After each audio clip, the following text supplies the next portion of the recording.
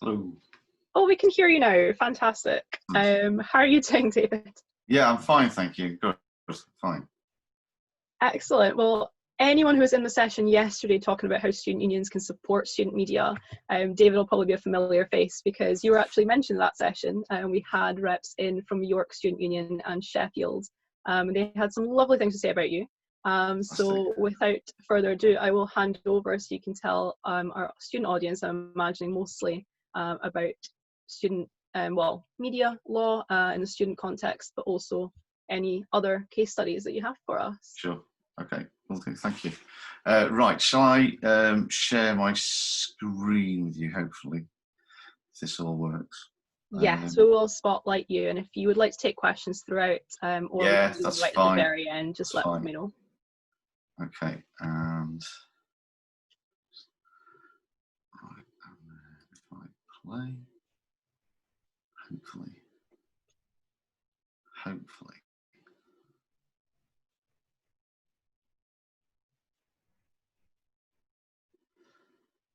A little bit slow today. Not to worry. We've had a lot of people on social media really looking forward to this talk, and we've got so many people in the participants. I think it's probably our most popular talk for now. No okay, pressure. so hopefully you can see my slides now on screen. Media law and ethics. Yep, that's us. We can see. Fantastic. Okay, great. Right. Quick introduction. Some of you might know me. Yeah, my name's David Banks, and I've been a journalist for a long, long time. And you can see a picture of me here, obviously pre-lockdown when I could still get a haircut. And I've done loads and loads of jobs in journalism. Reporting jobs and news management jobs and editing jobs and things like this. So I've had a long career as a journalist, and way back when I was, like the rest of you here as students at the university, I did a law degree, and so I gave up the law, so I was fed up with it by the end of my degree. But it's like the Death Star; it drags you back in, and so I've ended up teaching law, training law in law to loads of journalists all around the country, working in broadcasting, the web, print, over the past sort of 20 years or so. And for about 10 years now, I've been working with students' unions around the country, talking to student media about legal risk and the various legal issues that can crop up and cause you difficulties. And York, who Mila just mentioned, York were the first union to get me in, and I work with, I think, probably about 30 or so different university unions now around the country, providing kind of various services. So I do training sessions, which is a bit like a kind of extended version of today. I'll come in and I'll talk about media law, and I'll tell you the things you can't do, and I'll tell you the things you can do. But I also provide support, sort of 24/7 legal support. So when things get a bit tricky, they can call me up, email me, and I'll give some advice on how to keep yourself out of trouble. So that's kind of what I do. I still do journalism as well. I still write for various kind of publications, so I still do that as well. And this year, normally come September, I'd be up and down the motorways, travelling, talking to student unions. Obviously now, given the situation we're in, quite a lot of it I'll be doing like this via Zoom and talking like that. So what are the issues for yourselves as student journalists? If my slides will move very slowly. So these sort of things I'll talk about. The issues I'll talk about today: libel, contempt, sexual offences, privacy, copyright, and a bit about ethics as well. What you're up against as journalists in the current environment. I come from a 24-hour print news background. When I started as a journalist, I was working in newspapers, and we were always working on the next day's newspaper. And that seemed hugely fast to me then. I was under all sorts of deadline pressure. But it's as nothing compared to the speed with which you can work today. You publish as fast as you put something up on social media, onto Facebook, Twitter, WhatsApp, Instagram, all of these social media, and it's kind of instantaneous, and which is a fantastic advantage. You know, we were always 24 hours behind whatever was actually happening. Our readers would be learning what happened yesterday. You can tell your audiences, you know, on campus and on further afield, what's happening now. You know, you've got this immediate means of getting information out, which is an enormous advantage, an enormous strength. But the issue for you is that there's an expectation of the immediate availability of information. Your audiences and you know, if something happens, we'd immediately hit in our mobile phones, our tablets, whatever, trying to find out information instantaneously. So there's an expectation of this immediate availability of information. Now that puts pressure on you if you're a journalist, the knowledge that your audience is looking for information, and the knowledge that if you don't provide it, Google will take your audience to someone who is. So Google is an enormous driver of pressure on us to get information out instantaneously, to get out really quickly to our audience, which means we don't always check things as thoroughly as we might like. That temptation to get things out quickly means that we're sometimes doing things without fully checking them properly before they go out there. And also, social media, the way it operates and the way the kind of algorithm operates and in what it shows to people is that it tends to spread untruth very quickly, particularly untruths that people want to believe. You know, if it confirms your preconceptions, your biases and things like this, we share it to our followers, and so it spreads more quickly. And you know, they just illustrated with something that went on last year, and it's a quote that's attributed to Mark Twain, but it's probably fake news that he said it, so it's kind of ironic that people use it. But it's an apt quote, which is, "A lie is halfway around the world before the truth has got its boots on." And that was said, Twain was supposed to have said this about newspapers in the 19th century and the ability of newspapers to spread untruth. And if you just think about, the way that social media works now, that has just been kind of turbocharged by social media. And just an example of how this works, how this happens, is this story here. And I'm sure you all saw it early on last year, with the fire at the Cathedral of Notre Dame, which those of you familiar with Paris, and I'm sure many of you are. Paris is one of those cities that it's not like London. You haven't got a lot of high rise everywhere blocking people's view. And Notre Dame is a dominant building within the sort of Parisian skyline. And so when a fire broke out there were literally hundreds of thousands of eyewitnesses who could see what was happening from various vantage points, and who were literally live streaming the events to their social media feeds.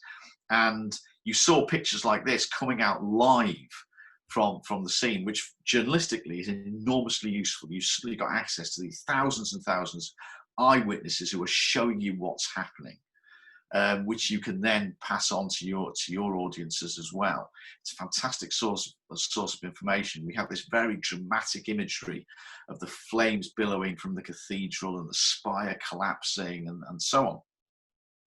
But then 24 hours later, that's when social media completely becomes completely useless, because people just start making stuff up, and part of human nature is we want good news. After a tragedy like this, we want good news. We want redemption. We want salvation. We want something positive to cling on to. And there were many positive stories. There were positive stories of the heroic actions of the Parisian Fire Brigade in what they did to try to save the building. But there was also other stuff as well. And this guy started tweeting, seemingly very expert about what had gone on and what was going to happen now, what was going to happen to solve all this and to tackle the repair job. And he tweeted, he said, of course, the last time the Cathedral of Notre Dame was damaged by fire, they used oaks from the palace at Versailles to repair it. And they replanted those oaks ready for the next time they were needed. And he put this tweet up that you see here: Versailles oaks, they're ready. And people loved it. Oh, man, the Versailles oaks, we can chop them down, we can repair the cathedral. Marvellous, nothing to worry about. Arboriculturalists among you, of which I'm sure there are many, will spot an immediate problem with that tweet that he's put up, in that what we see here, and we should know this very well in England and in Britain, where our favourite tree, our national tree, is the oak. What you see here is not oaks, it's an avenue of poplars. Oaks, great big spready tree, poplars do up and down very well.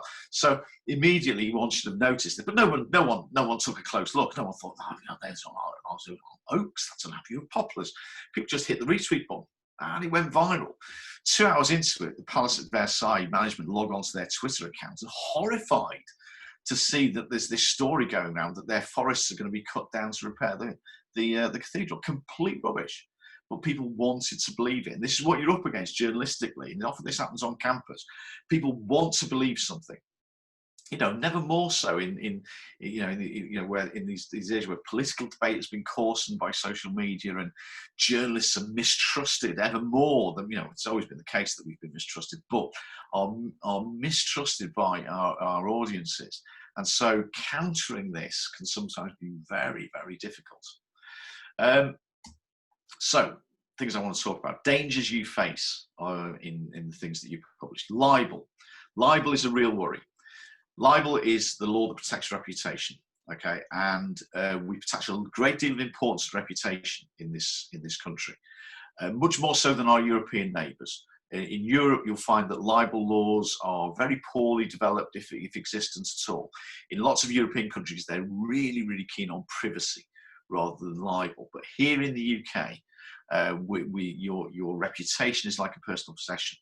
Now, on campus, you know, you will be, you know, student media, in my experience, focus on things like a lot of companies. They'll do a lot of coverage of the companies, the corporations, especially those that target students.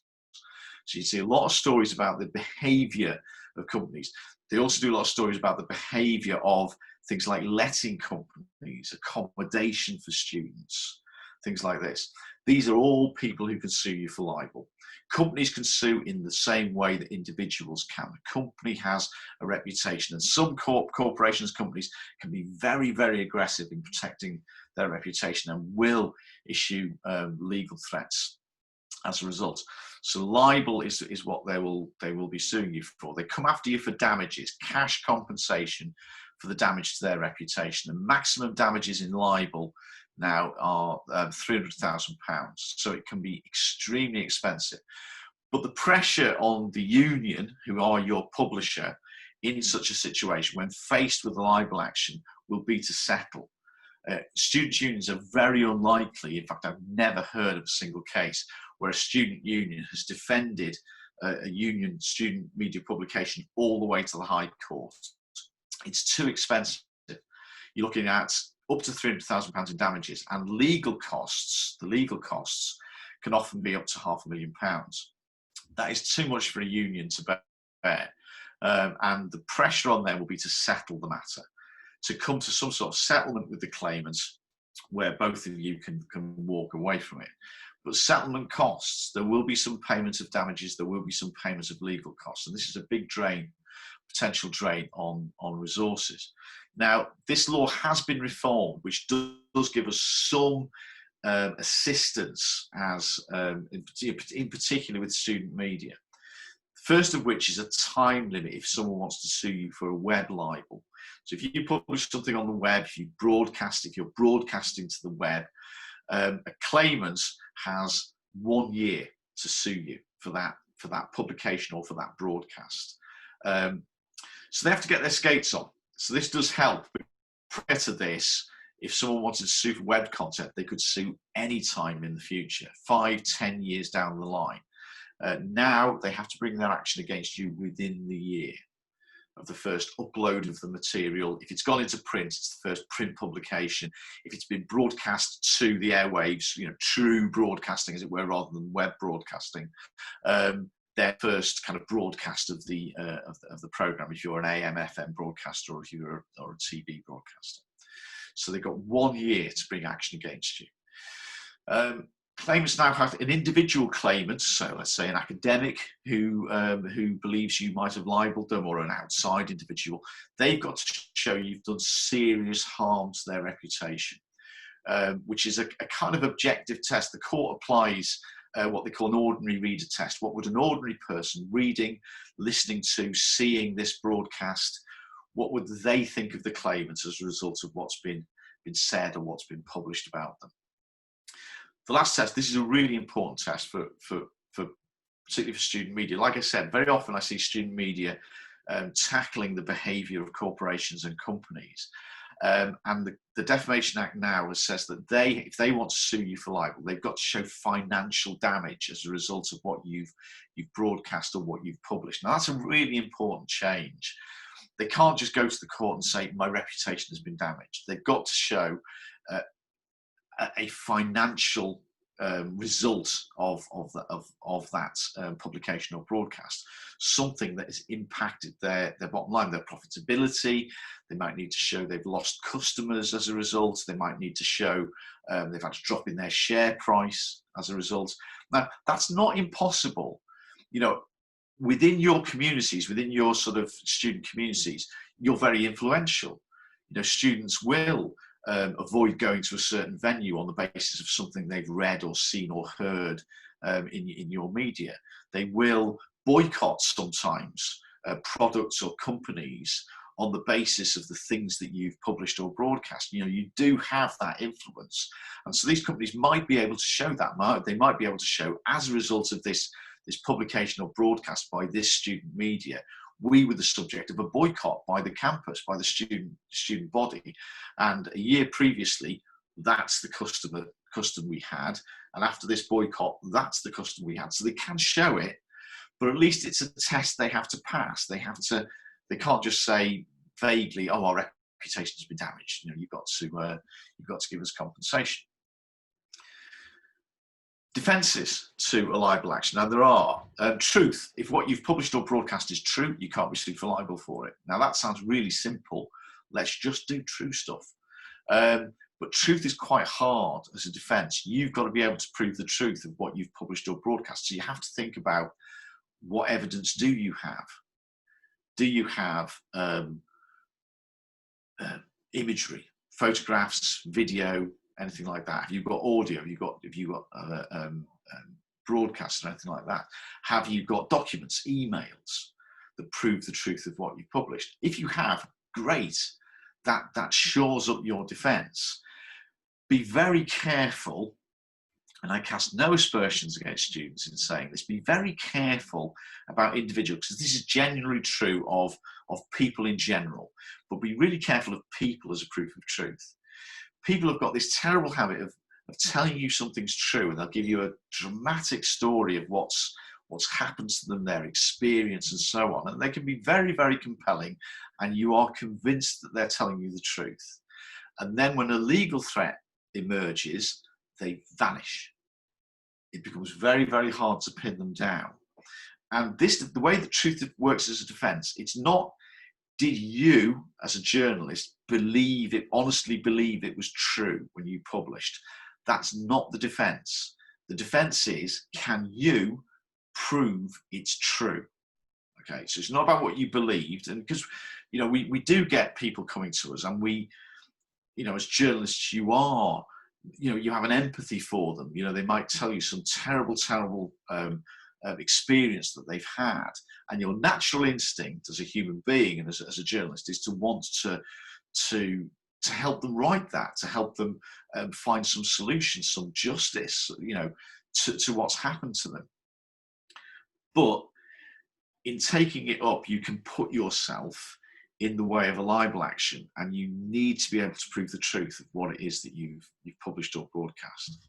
Okay. Privileged defences. If you cover a court case, you have a defence. If you also cover public meetings on campus, so this might be a meeting of students who are protesting about something. It might be a kind of Senate meeting within the kind of democratic operation of the union and the university. And if you do that, and things are said in these public circumstances, in these public meetings, then you have a privileged defence. You don't have a liability for reporting what is said in these events, as long as you fairly, accurately report what's said. What's really important, and it's quite tempting, sometimes we see this student journalism sometimes, is inserting your own opinion in there, inserting your editorial opinion within a news piece. In terms of this defence, you need to be taking a neutral stance. You're there at an event, you're reporting it, you're acting as the eyes and ears of the wider student community. You're not taking sides. Tempting as it might be, and it might be very clear that one side is in the right and has right on their side, that's not where you can be as a journalist if you want this defence. You have to assume a position of neutrality in this. And part of that might mean giving people an opportunity to reply to the things that have been said about them, and allowing them their say. Honest opinion, where you are expressing an opinion or where you are carrying opinion, that has defence as well. Used to be called defence of fair comment, now been called honest opinions defence. People are allowed to express their opinions about the events that happen on campus. So if you're interviewing students about the things that have been going on and they're expressing an opinion about that, that is defended by this defence of honest opinion. Couple of tests for that. The opinion has to be based on facts that are true. So the person in expressing their opinion has got to have a right version of what's happened. If they've got their facts wrong, it destroys this defence. They also, within your publication, within your broadcast, it needs to be clear that this is an expression of an opinion. You're not stating it as fact. Okay. So it's how you couch that within your broadcast, within your publication, how you carry that content. Innocent publisher defence. This is if you carry comments from the wider student community. This can be on your website. It can be within broadcasts and things like this. It also helps you if you're live broadcasting. Okay. If you're carrying comments on your website, as long as they're not pre-moderated, okay, that is, they go up automatically, you don't approve them for publication, you've got no liability for what people put on your website until you get a complaint about it.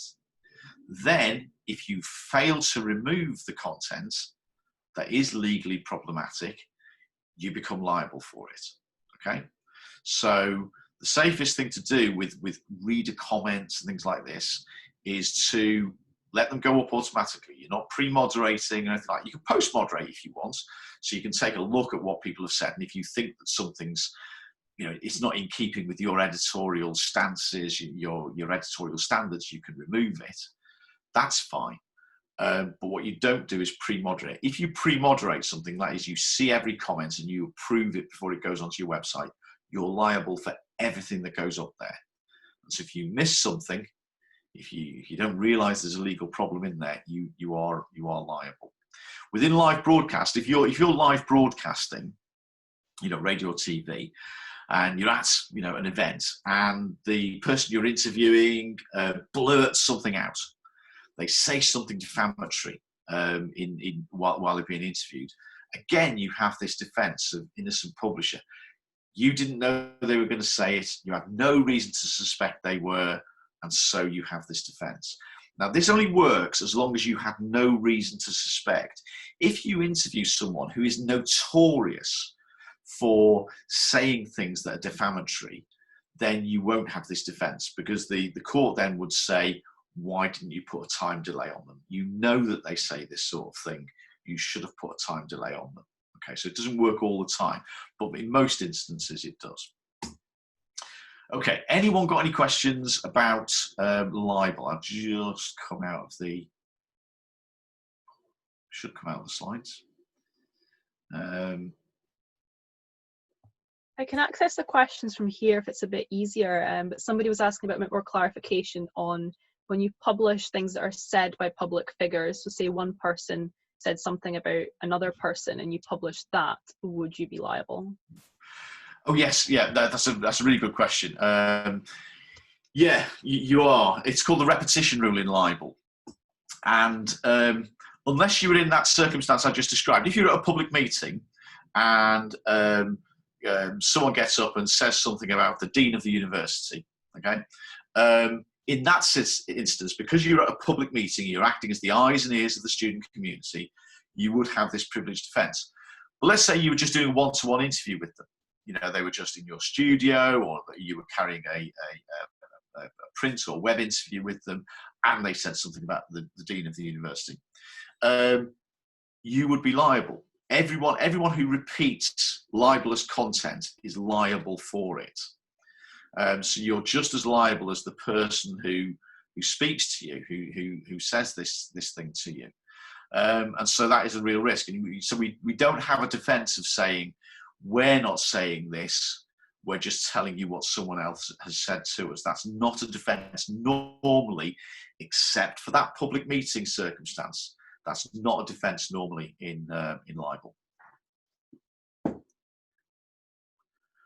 Okay, move on quickly then to contempt of court. Contempt of court protects a person's right to a fair trial. And we do sometimes cover, as student media, we do cover crimes on campus. I've seen lots of the student media that I work with will cover, the crimes that happen on campus. Sad to say, students are victims of crime. Very often, it can be things like acquisitive crime, street robbery, and things like this. And occasionally, students commit crimes against each other, which we cover. What you need to be careful of within student media is publishing anything which might prevent a person's right to a fair trial. So the first question you ask is, are proceedings active? If you're covering a crime on campus, are proceedings active? Proceedings are active if the police have arrested someone. Warrants as well, but mainly it'll be an arrest. So you just talk to the police. You say, have you arrested anyone for this? And if they haven't, you don't need to worry about contempt. Away you go, you can broadcast anything, you can publish anything about that crime, okay? But if the police say, yes, we've made an arrest, then you mustn't publish anything which causes serious prejudice to the case. And things that would cause serious prejudice are things like a person's previous convictions. Juries don't normally get to know about a person's previous convictions, and so if you put it up on your website, if you put that information out there, there's a danger that a juror in the case might read that, and then when they arrive for jury duty, they're going to think, well, he's guilty of sin. I've seen he's done this 20 times before. So you mustn't publish those sorts of things. Similarly, you mustn't assume guilt. People have the right to the presumption of innocence, and so you sometimes, in lots of different circumstances, if you have if you've got a student victim of crime, there may well be a natural sympathy with them and a desire to support them. But in doing so, and expressions of sympathy are fine, but in doing so, we mustn't assume that the person who's been arrested for the crime is actually guilty. I know it's going to come as a shattering shock to you all, but occasionally in this country, the police arrest the wrong person. And we must leave open the possibility that they've done that, that this isn't the person who's committed the offence. Sometimes as well, we mustn't carry a picture of the arrested person as well, because they might have to take part in an identity parade. We had a situation with this where reporting on crime on campus, with one particular campus publication, they were reporting on an allegation of a sexual offence that had been committed against a member of the student community by a bus driver. Well, that was the allegation. And to illustrate the article, the student publication put up a picture of one of the campus buses, and I kind of flagged it up to them that was a problem, because you couldn't see the driver, but the driver would be clearly identifiable from the number that was on the bus. There might only be a certain number of drivers who drove that number of bus. The registration plate of the bus was on there as well. And so that was a problem with libel, because the other drivers of that bus, who had nothing to do with the offence, could well say, well, hang on, people know that I drive that bus, and it looks like me. You know, someone reading this article is going to think it's me who's committed this offence. So it's kind of innocuous things like that. You'd think, you know, what problem is going to be just a generic picture of a bus going to be? In this instance, it was, you know, a very serious danger to the student media that published it. Sexual offences, you know, kind of following on from that. I'm not going to be talking in any detail about offences themselves. I'm talking about the anonymity that attaches to people who make a report of such an offence. Sad to say, just like the rest of society, sexual offending does happen on campus. What you have to be aware of student media is that anyone making a complaint of such an offence, to anybody, it doesn't need to be to the police, it can be to anybody, it could be to a students' union rep or counsellor, or it could be just to a fellow student, just their friend. As soon as they make it known that they've been a victim of this kind of offence, that's the thing that creates anonymity. So there may well be no police involvement, no prosecution going on, no court case, nothing like that. But the fact that this person has made that known gives them legal anonymity for their lifetime. Sexual offending itself is very widely defined now as well. And there are offences like voyeurism, which has been created as a recent offence. And voyeurism, actually, I've seen frequently as a campus offence. Students have kind of access to shared facilities, access to technology, and the reporting of this offence has frequently been around student offenders. Now, you have to be very careful in those circumstances because the victims of such an offence have anonymity for their lifetime.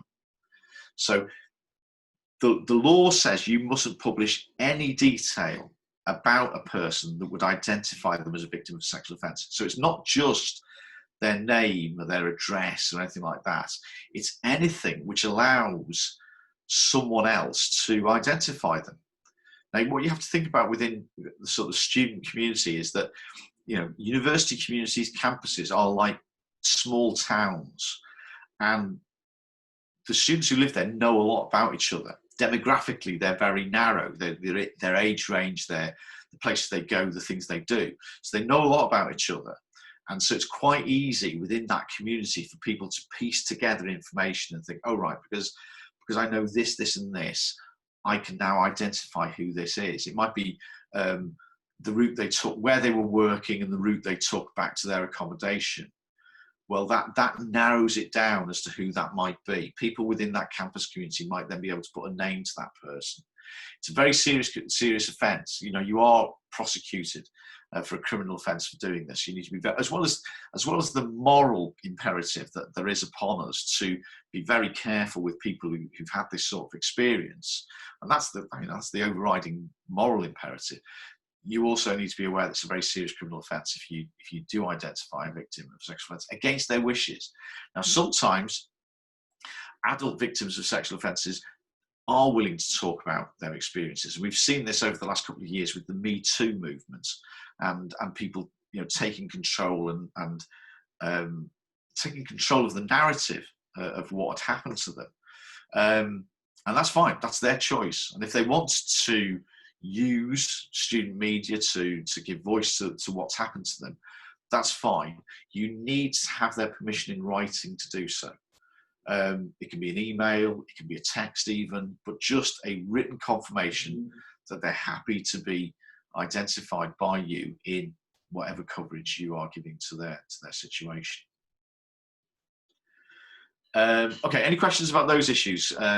Contempt of court and sexual offences, things like that. Anyone got any questions there? There's a few that are not strictly related to it, so I think we'll just save them to the end, just because we've got about 10 odd minutes just to round up the session. Yep, that's fine. Okay. Right, I'll get on to privacy and confidentiality. Things that are private.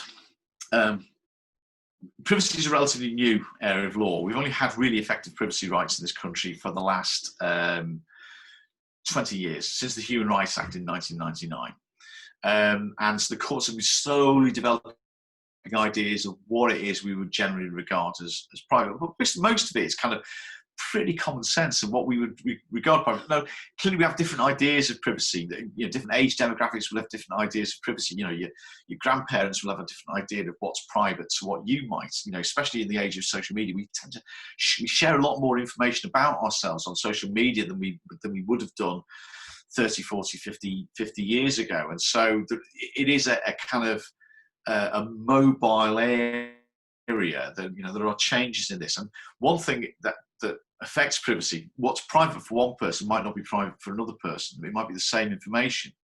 So for instance, our health, your health, any medical treatments you're having, hospital treatment, things like that, that's a private matter. That is normally a private matter. And revelation of it by media without a proper justification would be a breach of privacy, unless, of course, you've shared a lot about it. And people do. People sometimes do talk at great length about their health and various things that have happened to them on their social media, on unlocked feeds to very large numbers of followers. If they've done that, it's harder for them to say that that's a private matter. Generally, if they've shared it to large numbers of people, they can't then put a bubble of privacy on it if the media start looking at it. If they've shared it to a very small number of followers, then yes, they've still got a reasonable expectation of privacy. But if it's gone to sort of hundreds, thousands of people, then it's much harder for them to say this is a private matter. So the courts do take a kind of case-by-case look at these sorts of situations. They don't just say blanket, all health matters are private. It depends on what the person has shared about themselves. Our relationships as well, these are private matters. Academic records is definitely a private matter. And sexuality and gender identity as well. One of the things that, the sort of issues around student media is that people come away to university and generally find themselves, it's probably a little bit of a generalisation, but it's probably generally true, that universities and campuses are generally liberal, tolerant environments where people feel able to sometimes express things about themselves which they previously, in their home life, in their childhood as well, previously that they hadn't been able to share. Especially around kind of sexuality, gender identity, things like this. And so it can be a liberating experience for these people coming to university. And very often coming to university marks a point where people will come out and express their identity. And that's fine. That's obviously a really healthy thing and something that they feel able and supported in doing. What we have to be careful of in media, quite often media will be covering events and society events and things like this, is that in covering, particularly carrying imagery from these events, it shares it to a wider audience, and that might include their home audience. And in doing so, you're outing people to sometimes perhaps, and they might not yet be comfortable in doing that. So you just have to be careful, just have to tell people what you're doing, tell people where the imagery might be published to the web. Are they happy with that? Are they okay with that? And, 99 times out of 100 that might be the case. Sometimes people might say, just hang on, I'm not quite ready for that yet. And so just get permissions. Confidentiality as well. This emerges, and particularly I see this with student media publications. Student media do a lot of stuff from whistleblowers. It's a very powerful piece of journalism. You will get students who've worked in various places, and they come to you with a story about malpractice in that by that employer. They've done their gap year or their summer holidays, and they'll arrive in your office and you'll never believe what was going on at this place I was working. They're breaching their duty of confidentiality to their employer. All employees owe their employers a lifelong duty of confidentiality. And so whistleblowers are doing that. They're breaching that duty of confidentiality. All you have to be happy about, though, in doing that, and you're bound by that as well, once someone gives you confidential information as a broadcaster or as a print or web journalist, you become bound by confidentiality as well. So it's no good you saying, well, I'm not employed by them, I'm not bound by a duty of confidentiality. You are. It attaches to the information. So as soon as you're in receipt of that information, you're bound by the duty as well. So what you have to think about then is the public interest. Is the information I'm being given in the public interest? And very often it is. Whistleblowers are exposing risks to health and safety, the public being ripped off, fraudulent behaviour and stuff like that. Great, in which case it ticks that box, but you have that conversation about it when you're dealing with whistleblowers. Are we happy that this is really in the public interest, that we need to get this out there to the student community? And if the answer is yes, away you go. Copyright, yeah, this is a real problem on campus at the moment. For imagery, where you're using imagery. Copyright is a person's right to the intellectual property in text, imagery, audio, video, film, and it covers a huge range of intellectual endeavour. It's long-lasting. Okay, it's owned by the creator generally, unless they create it in the course of their employment, and then it lasts their lifetime plus 70 years. So it lasts a long, long time. Now, one of the things I've seen happening this is probably one of the most frequent calls I get from student media, is that they've used a picture from the internet, and now they've been contacted by an agency who's pursuing them for payment. Lots of copyright holders now have passed on their copyright enforcement to claims agencies. One I see a lot is a company called Pixis, but there are lots of others. And what they do is basically they've got a copy of the archive of the photographer, whoever it might be. And what they do is they use bots to search the internet looking for these images. And when they find one, they send out a bill. Okay. And I've seen a lot of concepts from this where students' unions have used a picture, student media have used a picture, and they've then got one of these bills. And they come to me saying, what can we do about it? And usually my advice is, well, you're going to have to pay because they own the copyright. You don't get off by just giving someone a picture byline saying picture courtesy of or anything like that. It belongs to someone, and if it's their livelihood, then they are going to pursue it. Now, what we have succeeded in doing in a few cases where this has happened is basically throwing ourselves on their mercy. I'll help the union draft a letter saying, look, we're a not-for-profit, we're a charity, this is a one-off, we really didn't know it belonged to you, we're really sorry, we've taken it down. Can you see your way clear to waiving your fee in these circumstances? And sometimes that's worked. Sometimes it's reduced in like a kind of halving of the bill. But you're looking at bills of £500, £600, £700 for a picture. Okay, so the advice I'm giving now to student media is, if you're dealing with contributors, ban them from using pictures from the internet unless they can show you they've got a written permission to use that image.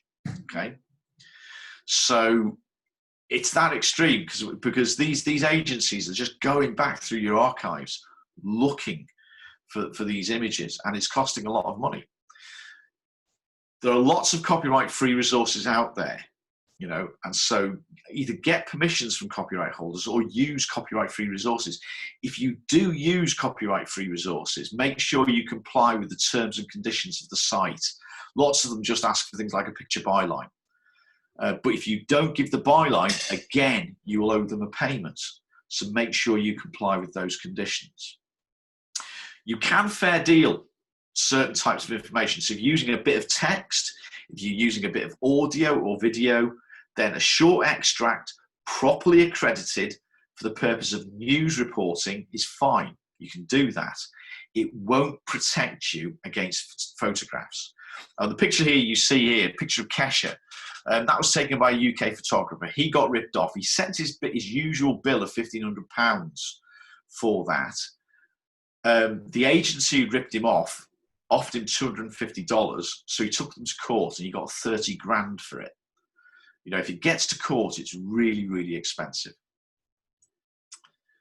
Okay, and quickly then, before we finish with some questions, ethics. Okay, if you're broadcasters, you need the Ofcom code at your side. If you are print and web publishers, you need the IPSO code at your side.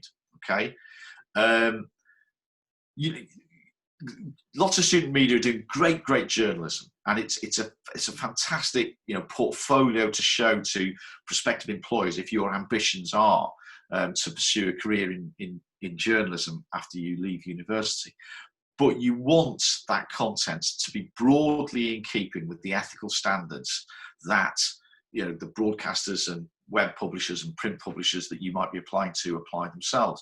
If they see someone who ethically is a loose cannon, is going to cause them all sorts of ethical issues, it damages your application.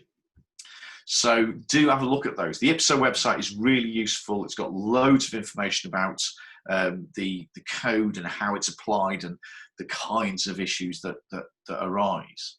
And the ways in which the code is applied. Similarly, the Ofcom site has got a lot of guidance there on how the code works.